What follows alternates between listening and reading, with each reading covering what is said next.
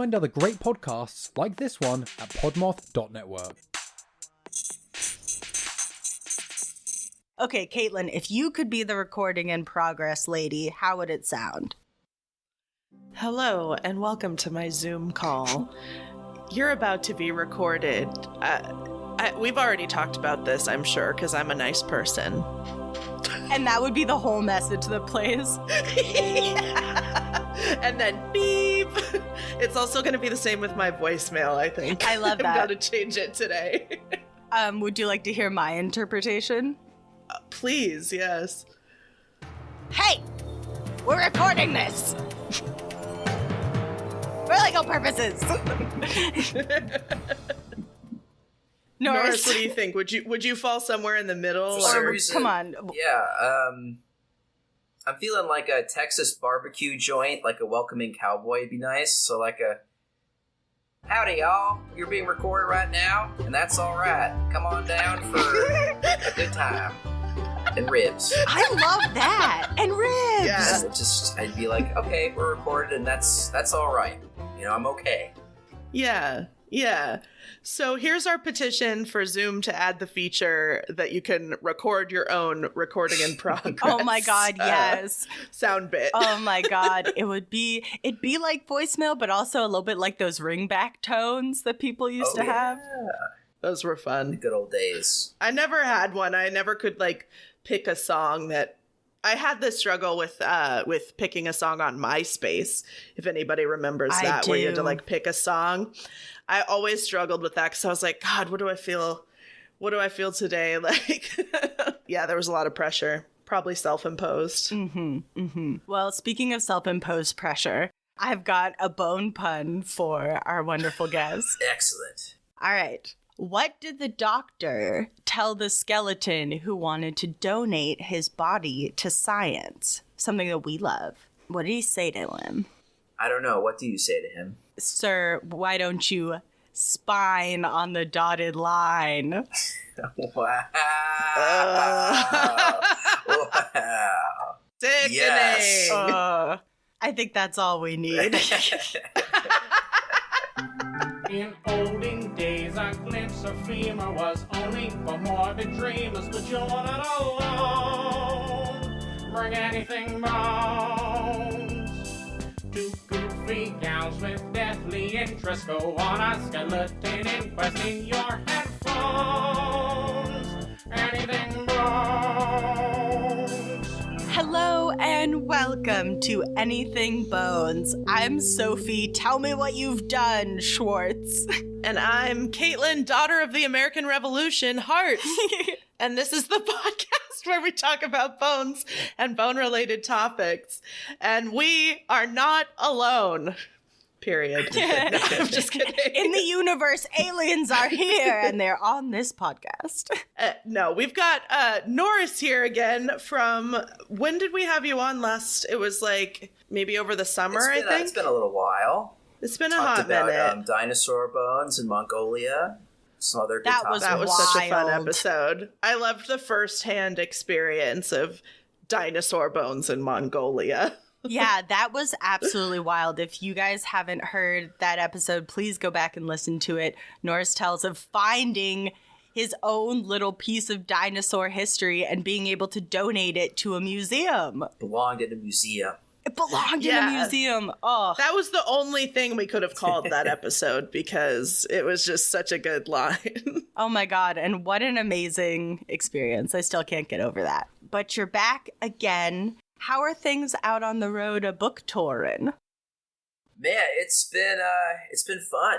Let's see, I've been to the Las Vegas Book Festival, the Minneapolis Book Festival. I just got done with AWP, which is this big conference. The Seattle Times called it the Woodstock for Writers. Oh, It's in fun. Seattle. It ended yesterday. Oh, shit. So I'm a little loopy. Apologies in advance. But it's just been fun. The book has won 6 different book awards over the Oh my last God. week or two. Congratulations. Wow. That's Thank you. amazing. Thank you. Yeah, and a couple of them are ongoing. So I'm a finalist, but it's like a reality show. They're like, oh, you made the Have next you, level. I mean, you're not there to make friends, so have you started any book drama? That's the first thing I say. I say, I'm not here to make friends. No. Have you thrown wine on any other authors? Right. I think it'd be hard to sabotage this in any real way. How many times do you wear sunglasses inside and look down at your competitors? I really need to pull off some Hunter S. Thompson sunglasses inside. Yeah. Fishing hat vibes. But. If there's some sort of award ceremony, you have to really rock up with that like gonzo journalism look. Right. Like you got to really scare everybody else into leaving the Alaskan weathered man alone. I have been bringing some Comic-Con energy to these things. I'll wear my commercial fishing yes, bibs. I saw that on Instagram. And love that. Just, people mostly like it. I think you're supposed to wear a scarf as a writer and have a kind of Metro look. Mm-hmm. I have these like old smelly basically waders on. I love that. I guess an old clay pipe would work in either scenario. You can't go wrong with one of those, honestly. Yeah. And for the listening audience, there is a beard happening. So if you were wondering about that, there is a beard to match all of this. It's a beard. I've been growing out my hair a little bit. I love it. I'm a big fan of the long-haired boys. I'm always, anytime a guy asks me, like, what should I do with my hair? I'm like, grow that shit out. I'm just trying to look like Darren. That's all. Oh, aren't we all? Aren't we all? I'm sure he will be honored. Should we get into some bones? Ugh, my favorite thing. And for anybody that needs to catch up that didn't hear Norris's last episode, it was episode 89 from October 1st, 2022. So it has been a minute because we're in March 2023. I still can't quite, 2023 doesn't roll off the tongue for me. I'm still in that right in the wrong year phase of the year. I like that it rhymes with me. 2023 and me, you know? Yeah, find out who you are. Yeah. Yeah. The year of me. And tell everyone the name of your book in case they haven't heard that episode. So the name of my book is Salmon in the Seine, Alaskan Memories of Life, Death, and Everything in Between. And I'm actually going to read from a little bit today because I'm going to talk about zombie salmon. Phenomena. Yes! They live pretty much the most heavy metal life that involves being a zombie. So that's oh my god. You said this in passing in the last episode, and I was like, I'm just so glad to finally get to have this fleshed out. Caitlin. Caitlin, keep it to the opening. This is why I'm here. Okay. This is why. Okay, good. All right, knuckleheads. So, for my bone tale today, I looked at Atlas Obscura, Wikipedia, of course, NewYorkHistory.org, and then the Daughters of the American Revolution.org, which was, I buried the lead on that one. So I'm going to talk today about Margaret Corbin, aka Captain Molly of the American Revolution. Ooh. This is somebody that I had never heard of, so I thought this might be interesting to us all. Yeah, I've never heard it. Yeah. She was born in November 1751 in Weston, Pennsylvania. She was about 4 or 5 years old when the French and Indian War broke out. And so the community was just like in utter chaos. Things were not great. So in 1755, she and her brother were sent away from their parents so that they would be safe from the war. Unfortunately, Margaret's father was killed and her mother was kidnapped. So by the time she was 5 years old, she had lost both her parents. Oh. Yeah, we're not starting off strong. This is the 1750s. Things were not good. No, that's a in general rough time to be alive. Yeah. Rough and tumble lady.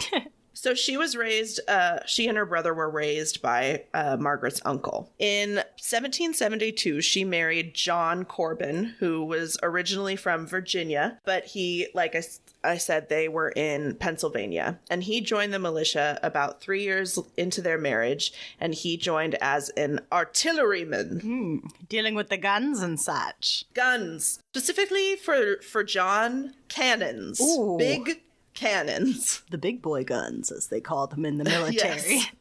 Cannons are terrifying. Like, I only picture cannons, though, on a pirate ship, so it's hard for me to, like, picture a cannon out in the battlefield. But it happened. picturing like a ye olde Yankee guy with a cannon just walking around with it all the time, like pulling it behind him on a wagon. Like, hey, ladies.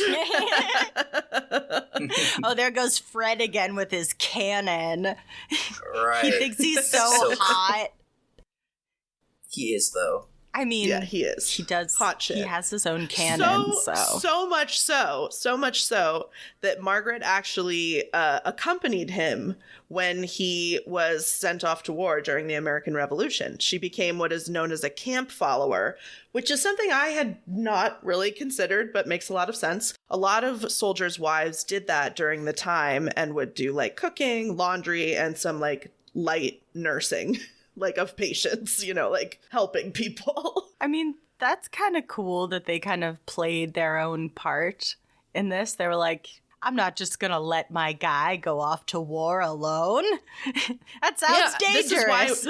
This is why we have the Daughters of the American Revolution, which I'm going to talk about a little bit later. So they're stationed in Fort Washington on Manhattan Island in New York, of course, and it's in November 1776, and this is when the fort was attacked by British and Hessian troops. And this was a fierce battle, guns blazing, I assume, and Margaret actually stepped outside kind of the camp follower duties and was actively helping her husband load the cannons. Unfortunately, John did die in this fight, in this battle. And this is what Margaret is most famous for. She immediately got up, and because she had seen her husband loading the cannon and firing the cannon, she started doing the same thing. And she did that until she was shot in the arm. That's amazing. That takes real guts, because I imagine that battlefield is incredibly overwhelming, and your husband just got killed in front of you. Yeah, exactly. I think, weren't those Hessians, were they the German mercenary guys? Yeah. Gotcha. Thanks, Soph. I didn't know. Picturing these Terminators, but Revolutionary War style. So after she was shot, she was actually captured by the British and became a prisoner of war for a short while.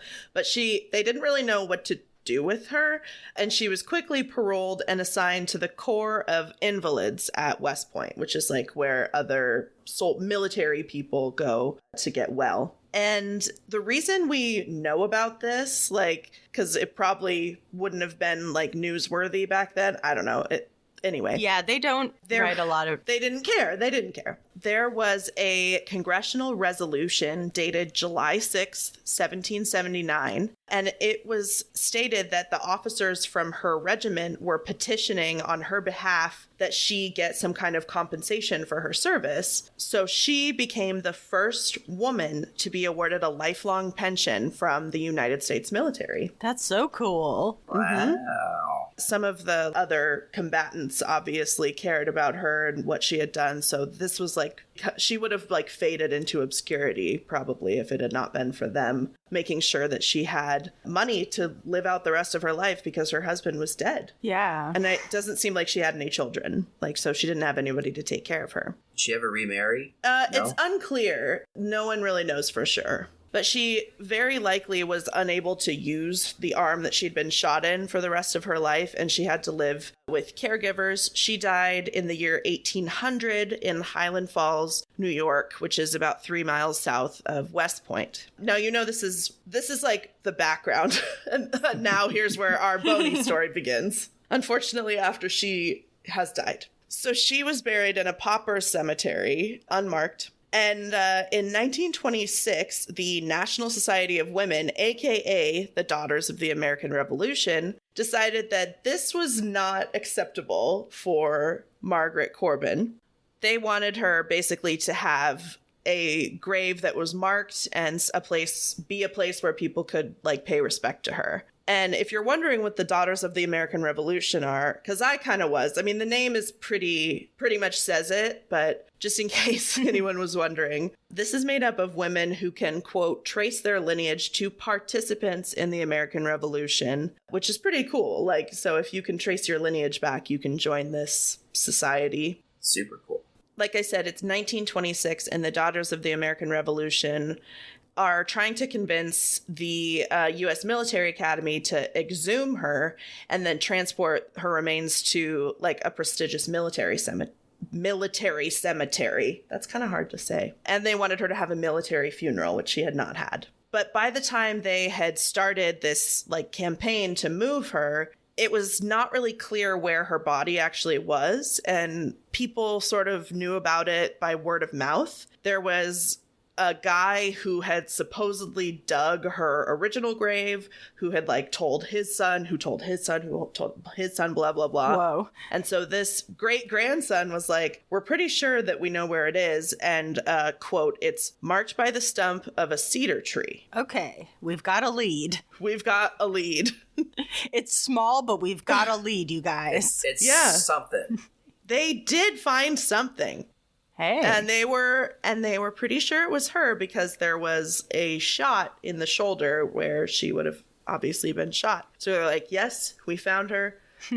And they take her remains. The coffin had rotted away by this point. So they take her remains, put it in a new coffin. They deliver it to West Point. She has a military funeral, the works. Yeah, she deserves then- it. She's a yeah, freaking yeah. war hero. Every year since then, the Daughters of the American Revolution, they gather at the monument, which they created for her, and they like share her story, sing, and soldiers perform a 21-gun salute. They also, every year they present the Margaret Corbin Award to a distinguished woman in military service. Super cool that her legacy still lives on. But in 2016, they're doing a crypt installation, and a contractor is excavating near Corbin's gravesite and plows through the coffin, basically. Oh my God. And there's a Atlas Obscura described there were bones like spilling out. So they were like, okay, we gotta stop. God.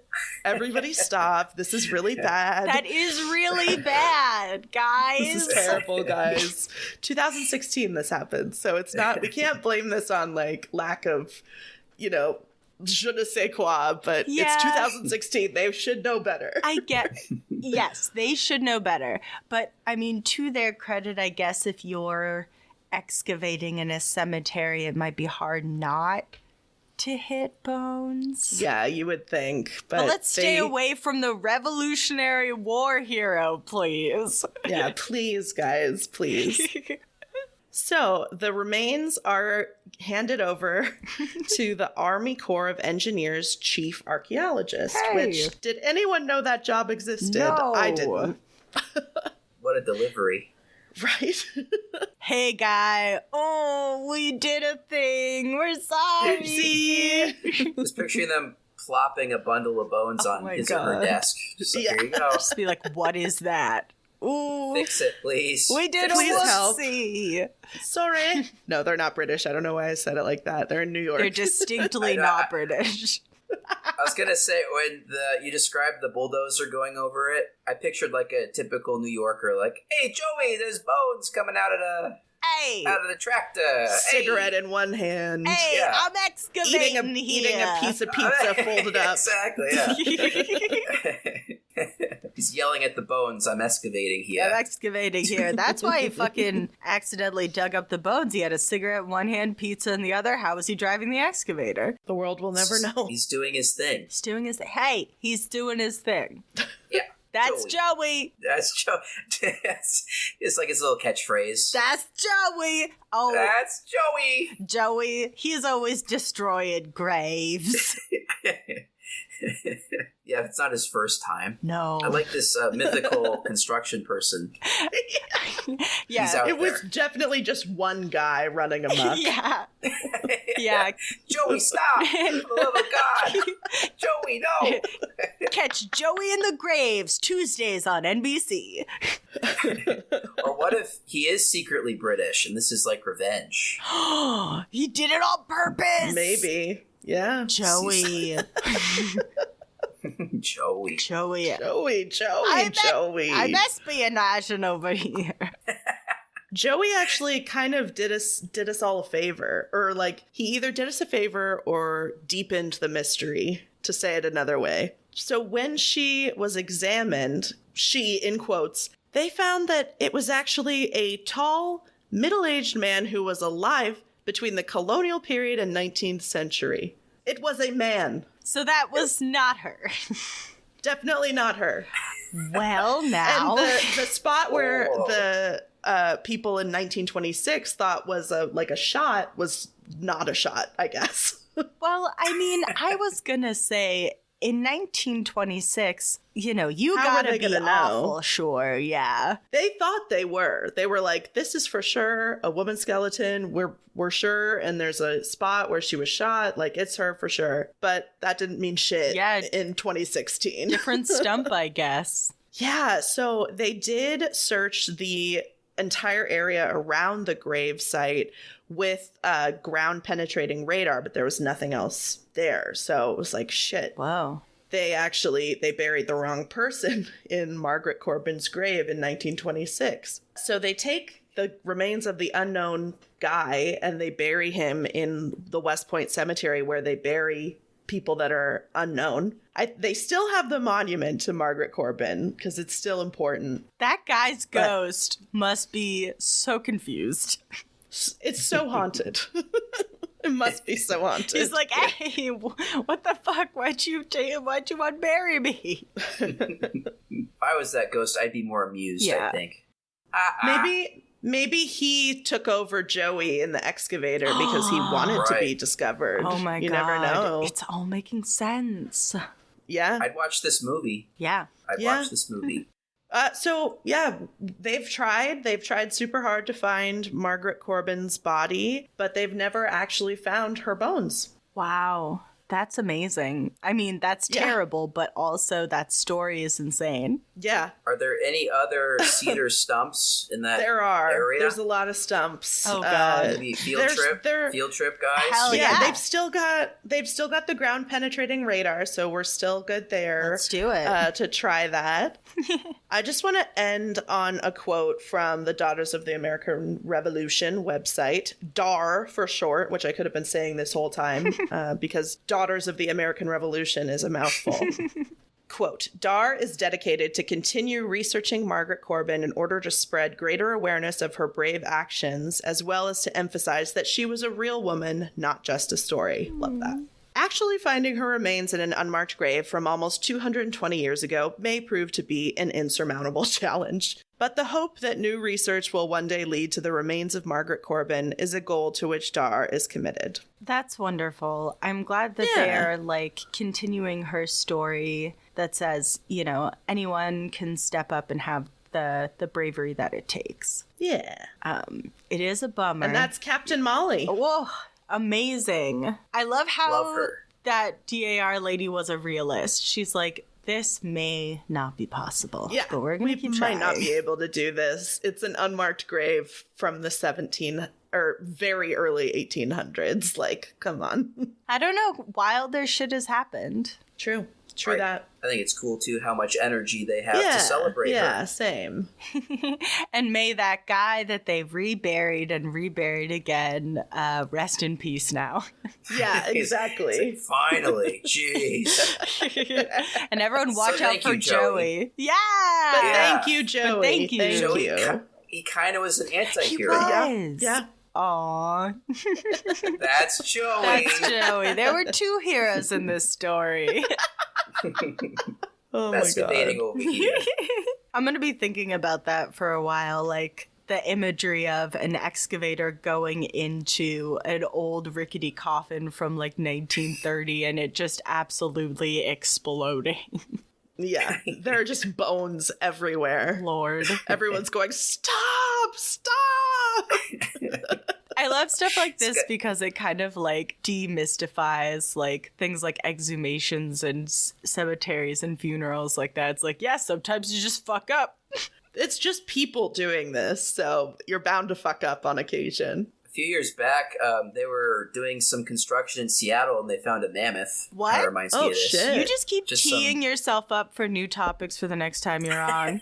I could look into that one, yeah. That was really cool. Do it now! Do it now! And there's pictures of 10 Joeys with their construction vests on around these tusks. 10 Joey clones. Hey! They've, instead of a cigarette and pizza, it's cigarette and Starbucks. They're like, hey, we're excavating. Eco-friendly over here. Yeah, like a vape and... Yeah. Yes, a vape and a coffee. That's perfect. Some piercings. I can't say that's not me on a Monday morning. Right. Am I Joey? Aren't we all? Joey. Yes. Yeah. Amen. We all make mistakes. Everybody makes mistakes. Everybody has those days. Everybody knows what I'm talking about. Everybody gets that way. Norris? Well, would you care to tell us about some zombie salmon? That's I'm gonna make that a segue into a zombie salmon. So yes, I'm gonna open up with a little description from my book about being a commercial fisherman in Alaska about this phenomena, and then kind of dive into some of the science behind it. Dive in. I can do puns too, guys. You're not the only ones. Right. But I'll preface it a little bit with salmon undergo... So you think salmon, okay, it's a fish, whatever. Actually, they kind of have the most heavy metal exit of life out of like any animal I've ever heard of. And they actually rot while they're alive as they approach spawning, which is them losing their virginity, and they will die immediately after. You hate to see it. Oh, to be a salmon. So they're just charging up the river, which is like walking into a hurricane. Oh my God. Rotting while they're alive, and all they care about is the spawn. And they die. That is metal as fuck. Yeah, right? Wow, that's intense for salmon. I know. Like, you see a salmon go by, you don't really think that, but in its head, there's like Viking death metal. Oh my God, yeah, it's swimming itself to Valhalla. It's like, the spawn. The instincts on that salmon are insane. Strong. It's crazy. And they have a crazy good smell. Really? It's like orders of magnitude above a dog, actually. Wow. And we've done an episode on cadaver dogs and how they can smell human remains like 12 feet underground. So, like, imagine a salmon. Something crazy. Yeah. Salmon's just like, there's dead things everywhere, including salmon me. is I'm dead.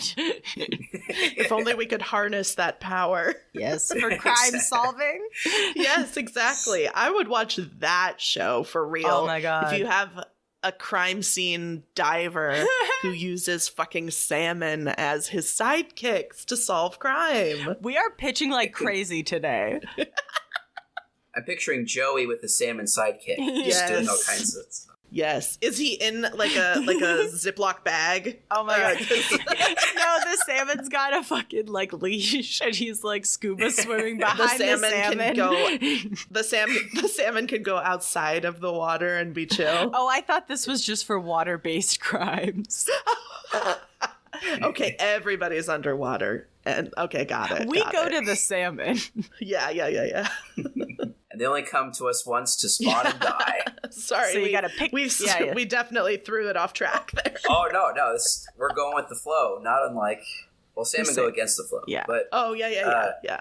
Here's my reading. This is what it's like when you're a commercial fisherman at the end of the season. You know the season's about to end because you stop catching these delicious salmon that you can actually sell, and you catch nets full of these zombie salmon, and they like their eyes are falling out. They're like bones are sticking out. Like it looks like a cartoon drawing of like a. Oh my God. This is amazing. Here's a little passage from the book about that.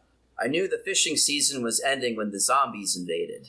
Salmon stop eating as they mature into breeding stock and start to rot alive if they are late to the spawning grounds. Our sets began to contain more and more of these late arrivals, their hides mottled and scales dull. Hunks of rancid flesh sloughed off their bodies as soon as I touched them. Eyeballs liquefied and fell out of heads. The flesh around the jaw was especially vulnerable. Jagged teeth stuck out at odd angles. My rain gear needed regular hosing to get the rotten fish paste off. So that's kind of what it's like. And those fish are alive. God. They're like wiggling around. Right. Oh my God. That's so intense. It also, is. Beautiful description. Yes. Thank you. Something so gross. And kind of, this is in the fall. So I think there are runs out there where it does line up with Halloween kind of well. Ooh. So. Ooh. That's some good timing. Yeah, I can't even imagine, like, what catching a whole net of these, like, fucked up fish is like. Right. Right, and I was that was my first season doing that. No one really gave me the heads up. Oh my So- god.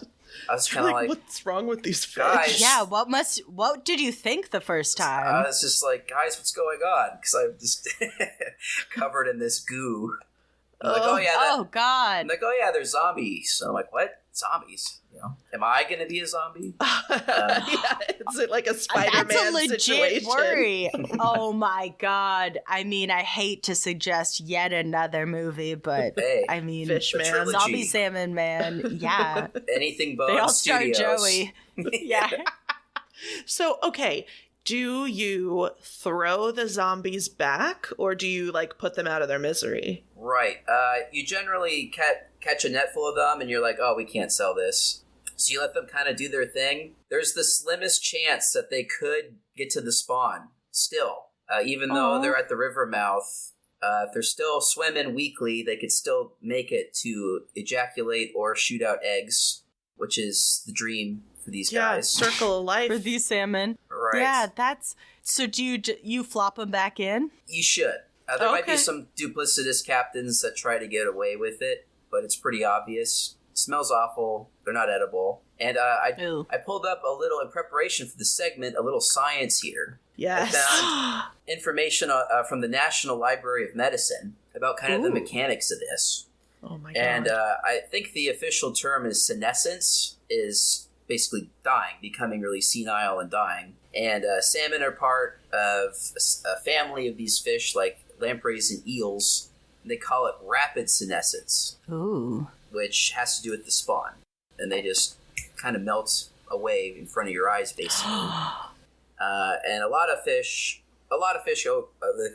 undergo what they call gradual senescence, which is like a more normal, I spawned and now I die peacefully. I spawn, I die. I spawn, I die. Yeah, it's a little more chill. Yada yada. Yada yada, whatever. And what's wild about salmon, too, they're doing all this while they both, males and females, kind of undergo like an epic transformation into their battle forms. Especially the males. They get these humps, big old teeth, Oh my god. Oh. and they stop eating. And so it's kind of like if you're going to prom as a human, but you like put on a suit of armor and you have like a battle axe and you have to march through a hurricane upstream and just To get to prom. you don't eat get and to you prom. just gotta get to prom. And You don't eat To spawn. all you want to do. Yeah, to have sex for the first time and only time. right, yeah, and you hike for weeks, and then at the end of it, the males fight. So they're rotting. Oh. They're rotting away, and they're just biting each other, and the victors are ejaculating everywhere. Oh my God. And This is the worst prom I've ever heard of. Yeah. Why can't we all just ejaculate? Like, what is the deal? what is the Why? deal? Yeah. Why do we gotta fight about it? Right, right. Well, yeah, that's how they are. They're like, only I get to do this. I mean, that is So that picture- is true to nature. So picture that prom. Just all these guys. Only me. Just whacking each other.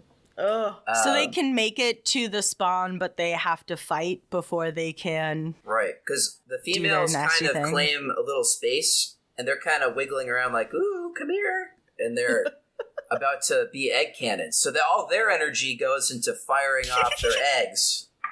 And Yeah, so the guys I are... remember those days.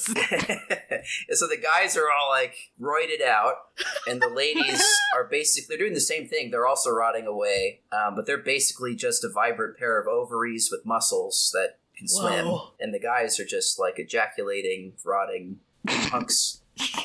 And they, This is high school. This is everything. so relatable, so relatable. This is a relatable content, Norris, for us 30-year-olds. Oh my god. Exactly.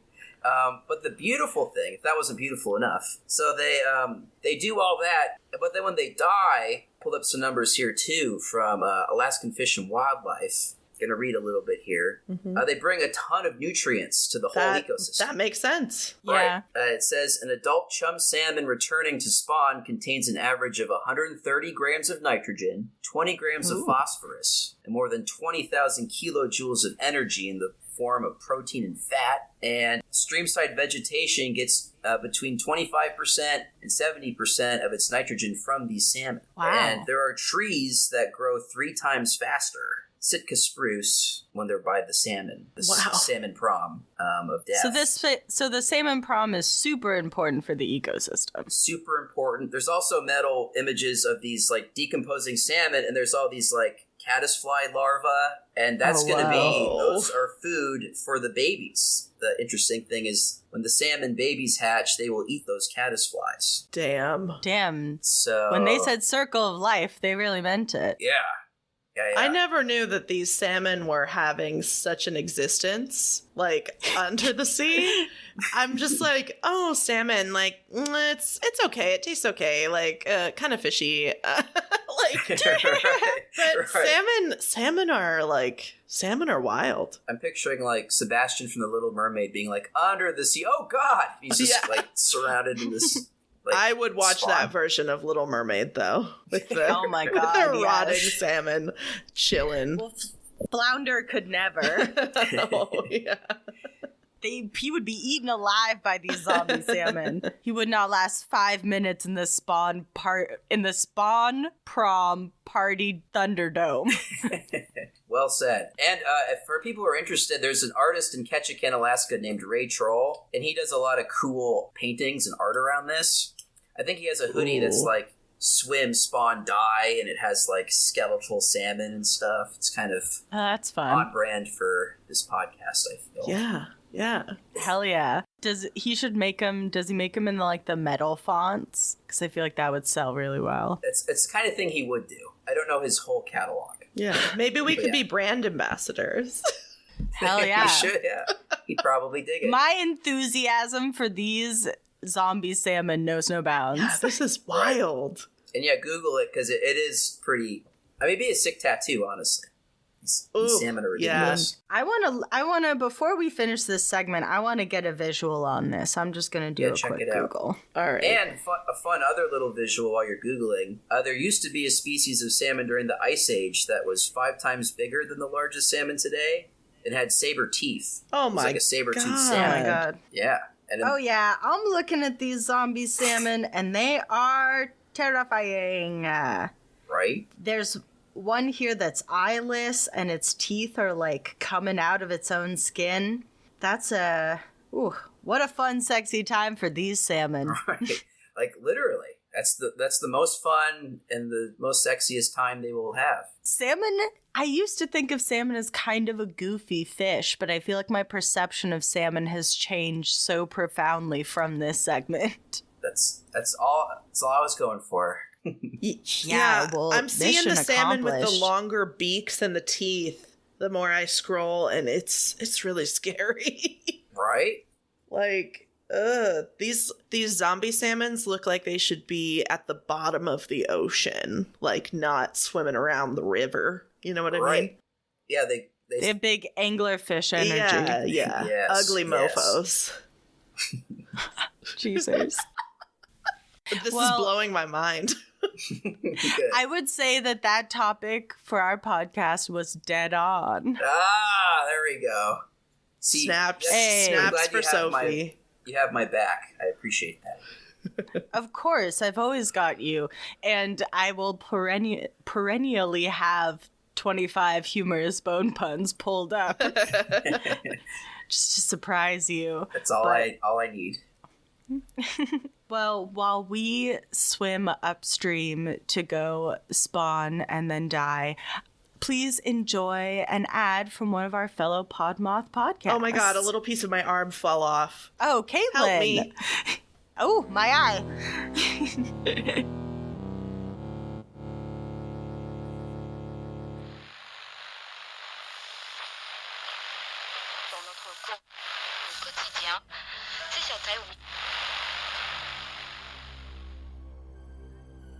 Located on the edges of your radio static, You've stumbled upon The Lost Signal, your podcast destination for tales of horror and the macabre, brought to life with voice acting and sound effects. New episodes are released every 2 weeks on Monday on Spotify, iTunes, or wherever else you get your podcasts. Join us, won't you?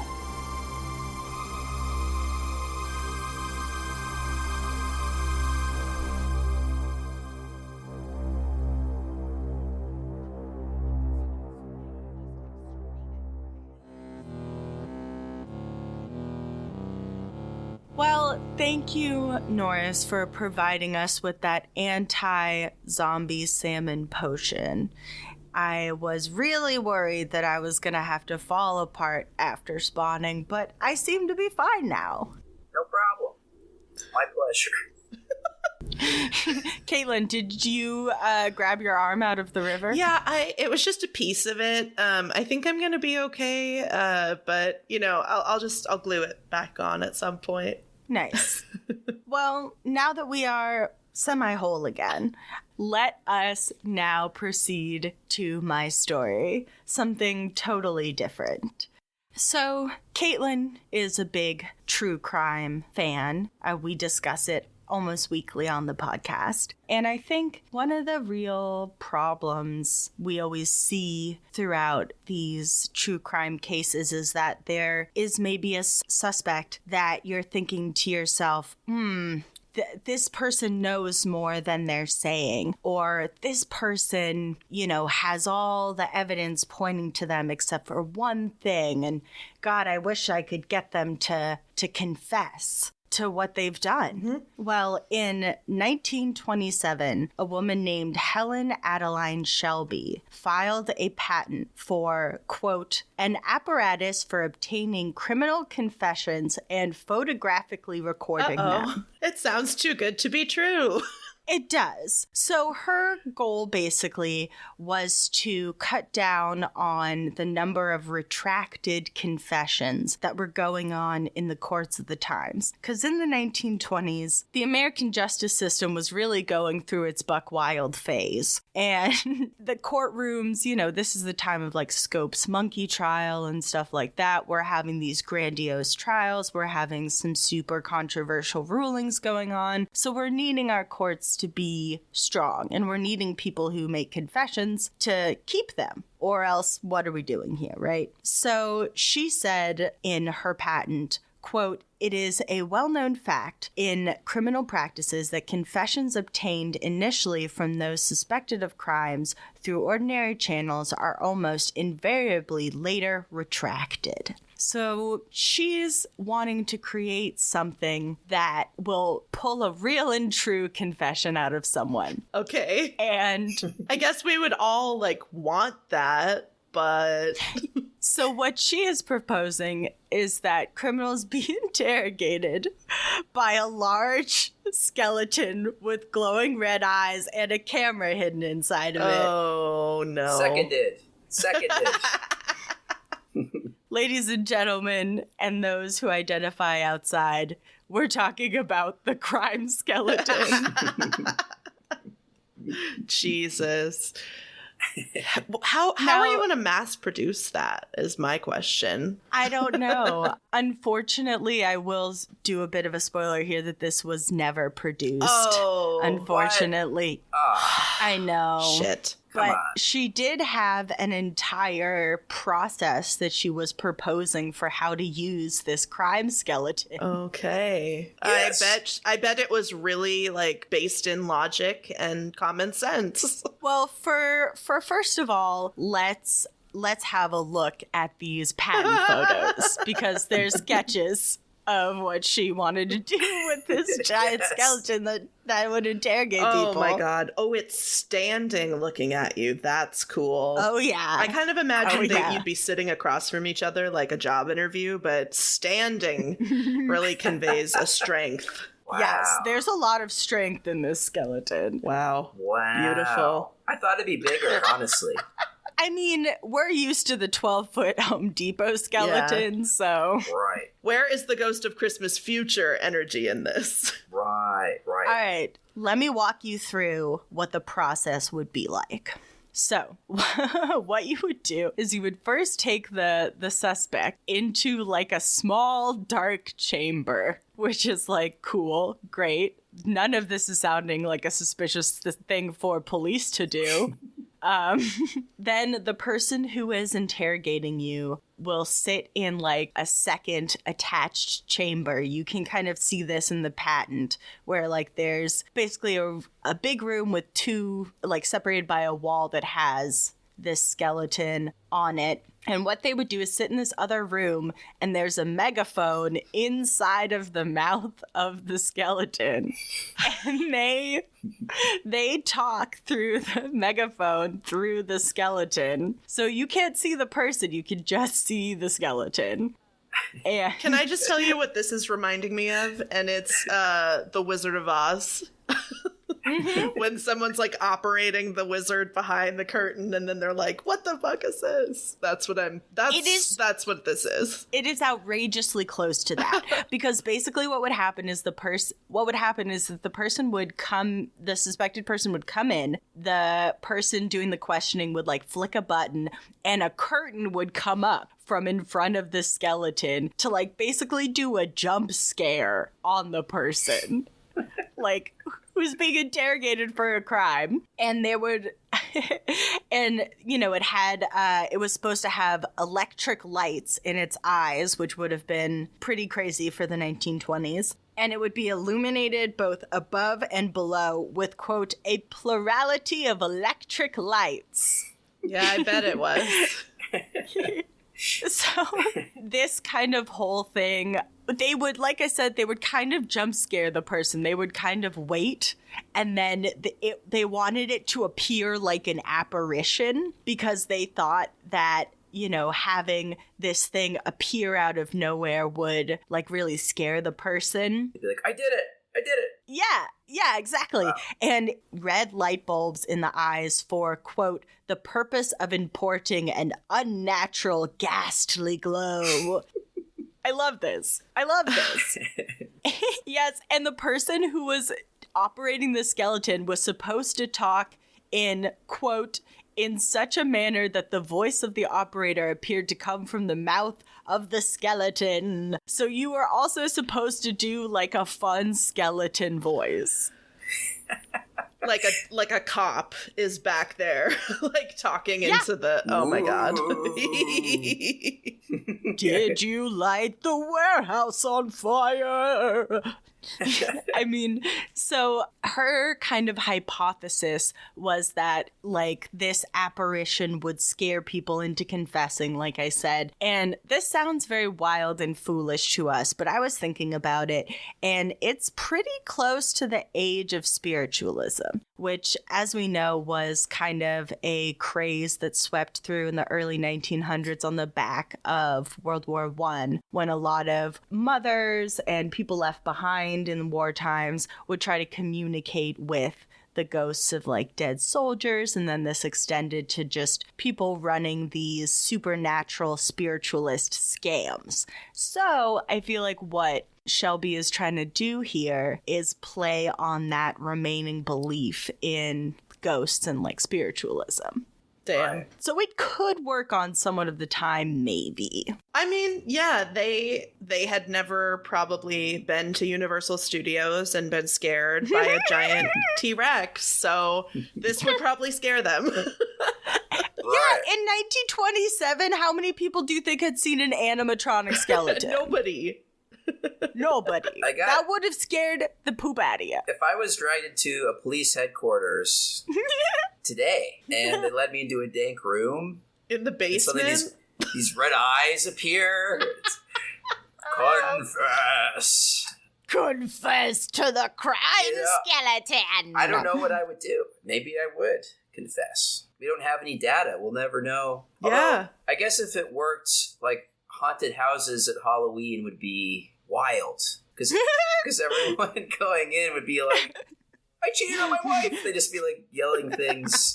Why? Shoplifted from Forever 21. Yeah, exactly. It'd be madness. It'd be absolute madness, but really fun. You would have to ban police officers from haunted houses because I feel like that's entrapment. Right. The use of fear of death to get the truth. I mean, well, the use of fear of death to get the truth, we can point to police brutality for that. Right. But we're talking about goofy fun skeleton. Bring it back. Bring it back. Bring it back. I mean, that's always going to be kind of in the... Yeah, of course. It all exists in greater context. But the coolest thing about the crime skeleton is that it would have like a reel-to-reel type of recording device, like a camera inside of the crime skeleton. Did they have video cameras back then? Super basic ones. Okay. I'm surprised by that, but sure. I'm not sure small enough to fit inside the head of a skeleton, but, you know, there are diagrams if you would like to see. I sent them to you. Yeah. Oh, yeah. I'll post them on the Instagram. Oh, definitely. But this was important because this comes down to the whole crux of what you wanted to do with this skeleton, which was that you could play back the recording of the confession in court if they should retract it, which can you imagine? Like, you are sitting there watching what is basically like, remember those like YouTube videos of people going through haunted houses and they would like film people's like jump scare reactions? Oh my God. It would be like that, but they're confessing to a crime. And you'd be watching this in court. I mean, I see the merit of taping confessions. I think they should always be taped. So she's onto something there. But the rest of this is buck wild. And it does belong in a haunted house, not so much in an investigation. Yeah, and I mean, you would think the inventor of this super, sophisticated crime-solving device, she's a cop, right? Uh-oh. Or a detective, right? Or, like a crime analyst. Somebody adjacent to crime. She was not. Uh-oh. She was a real estate agent. This was just like her high thought, or her like she drew this in the middle of the night and like wants it to realize it. Well, she kind of seemed like she would have had money maybe to finance it because she was like buying and selling properties in like my own kind of home neck of the woods, Oakland, Santa Cruz, San Francisco. So she was like, I am a rich real estate maven, and me and my husband, Edgar, that was his name, want to make a good impact on the world. Crime skeleton. Bully! Huzzah! Edgar! So you've met her. I'm not gonna lie. Do you guys get crushes on historical figures sometimes? Sometimes. Oh, yeah. I'm kind of crushing on her a little bit. I mean, she's amazing. Like, her logic is nuts. Just picturing this kooky real estate lady. Does she want this to be in everybody's basement? Or does she, like, what's the vision? In every home. In every home in America, a crime skeleton. Yeah. And just really quick, I'm looking at the diagrams and I'm trying to figure out if the arms of the skeleton were movable. God, I would hope so. Because like if you're just because I won't confess unless that thing tries to grab me. If you're just talking at a skeleton who's flat against the wall, not moving, that's gonna give it away, I think. It could. Yep. It could. I'm looking at it. Yeah, I don't see any animatronic notes. Yeah. So yeah, it just stands there stationarily. But remember, it's in a dark room. Okay. So it's very scary. Yeah. So unfortunately for Shelby, our real estate maven turned inventor of crime-solving materials, in 1961, the Supreme Court ruled that coerced confessions are not admissible in court. And so I don't know. I would say that maybe jump scaring someone into confessing is maybe coercion. What do you guys think? It's tricky. But yeah, you're right. Using like the threat of death in like a literal skeleton to the image confess. Like, I don't know. I think it would not be admissible in court. It's too much. Yeah. One final thing that in researching this skeleton that I found that I thought was entertaining was that there is a YouTuber. I will insert their name here because I forgot to grab their username. The video is by Tom Scott, and it is called "We Built a Lie Detector Skeleton from 1927." But they built one of these crime skeletons. Yes, the dream is alive. Right, and they basically had 3 of their friends sit in a room, and they put a cookie on a plate, and then they said, "Somebody steal this cookie, okay?" And he didn't tell them anything of what was going to happen afterwards. So someone stole the cookie, and then he was like, "Okay, you're going to come in this box, and we're going to see what happens." And so each person went in the box and were confronted by the crime skeleton. And it did kind of freak them out a little bit, but none of them confessed to stealing the cookie, unfortunately. And I won't spoil who did in case anyone wants to go watch that video. But it was very funny to see it used on people in the modern day. Oh, yeah, that would be tough. But they did build it with the curtain and the whole thing. That's wonderful. Definitely going to check that out. None of us know how we're going to be remembered, do we? No. This lady will live on forever for her Not for her real estate. kooky skeleton. But for her love of the crime skeleton. But for the very last thing in my segment, I just wanted to pose a question to the two of you of who would you use the crime skeleton on? If you could use the crime skeleton on anyone, who would you use it on? I will give my answer first. I think it would be funny to subject Ted Bundy to the crime skeleton. I like that. What if it worked? I mean, good. You never know. Oh man, that's good. Maybe if we're talking about dead people, if we can in this world we can use this on dead people, I would do Lee Harvey Oswald because I want to know what the fuck happened with JFK. Yes, right. The crime skeleton will know. Those recent docs, crazy. Ooh, we should cover that. It was pretty nuts. God, what would I use mine on? I think it'd be fun to. I don't have a dog right now, but it would be fun. You know, dogs get really guilty. Aww. Like, did you eat this? Crime skeleton. Just to put your dog in, like, did you eat steal the bacon off the counter? And then to see the dog. You could do the same thing with like ex-partners. Yes. Why did we break up? Oh yeah, I would use that on my wife and or kids all the time if I had one. So you're going to be in the boat of one in every household then. I want more data. Yeah. I don't, you know, I get the not admissible in court thing, but, maybe there's other applications for Let's this. turn this case study into a real study. Right? I mean, I want to call the guy who made one. I'll be like, hey, bring your crime skeleton. I'm going to get several people to shoplift from Target. We'll figure it out. Yeah, I'm on board, so many guys. good really little bits and ideas in this episode. I just don't know where to start. Yeah, I mean, Joey and the crime skeleton.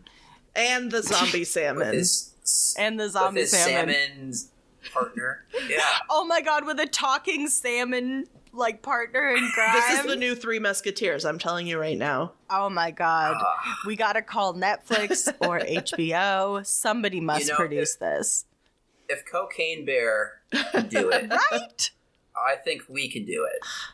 I mean, and I saw it and I liked it actually, so. Really? Was it good? It's better than I thought. Okay. How gory is Cocaine Bear? It's really campy gory. Okay. So it's like there's like a fake severed limb flies across the camera. Oh god. Kind of gory. Oh, Cocaine Bear. Have we ever talked about Cocaine Bear on here? No, I don't think so. Well, the real one just ate it and died. Then it would be appropriate for our show. So, All right. They did an autopsy. Hey. That's how I guess that's probably how they found out about the cocaine. Yeah. Well, thank you so much, Norris, for coming on and talking with us about zombie salmon. That was so wild. Yeah. Oh, nature. Crazy nature, crazy we town. went to the Revolutionary War, to the depths of the rivers of America, to every home in America where there will be a crime skeleton. Yeah, we went. No, they had a lot in common. What am I even saying? Yeah. Well, bones. That's what they had in common. Sure. Anything bones. Anything bones. Well, if people enjoyed that lovely passage that you read us, where can they grab your book? You can buy Salmon in the Seine, Alaskan Memories of Life, Death, and Everything in Between, anywhere books are sold. Hell yeah. Amazon's fine. If you have a favorite local indie, it's probably not on the shelves, but you can usually order it through them. Might take a couple days to ship. Hell yeah. And yeah, it's all the same to me. If you do read it and you like it, those reviews online help a lot. Oh, yes, they do. We know it. Yeah, go on a reviewing spree. Review all the great artists you love. Especially this podcast. Aww. We're so glad that we could have you back on again, and apparently we're teed up for a third round at some point too. I'm down for Construction Mammoth. Yeah, totally down. Yes, Construction We have Mammoth. Definitely not talked about woolly mammoths enough. The Joey round 2. Joey 2, a mammoth mistake. You always have my back on the puns. I do. I'm always here for that. My mind goes blank. You never have to worry. We'll fill the dead air with garbage.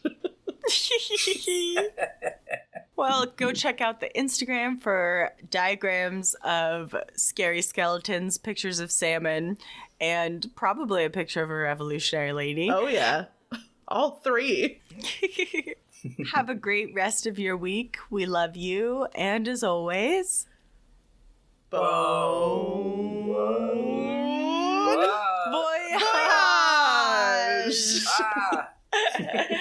Goodbye! Bye! Thanks for listening to Anything Bones. Follow us on Instagram or Facebook at Anything Bones Podcast, or email us at anythingbonespodcast@gmail.com. Thank you to Nick Kruger for our spooky music and Stephen Vetteroff At Chubby Scrubby on Twitter. for our jazzy vocals, and thank you to Camilla Franklin At Camilla Strader on Instagram. for our beautiful bony artwork. Please rate, review, and subscribe. It's fucking gnarly looking, these salmon. These salmon! What are they doing?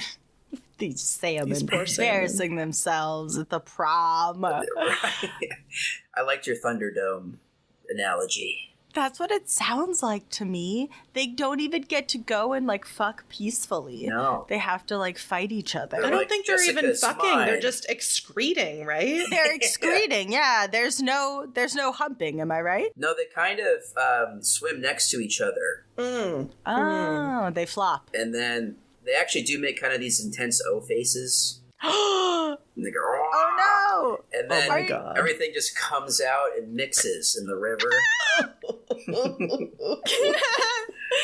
We're really earning this explicit tag. Birds and the bees, kids, you know. Salmon, birds, and bees. the salmon and the spawn, baby. Oh my God. The bees and the death, or I don't know what it would be. The birds and the bees and the death and the dying and the swimming and the rotting. Please put this in the end credits. Oh, that's where it's going. It's going right after the little theaters where you find all our shit. Here, the credits. Oh my God. Oh man.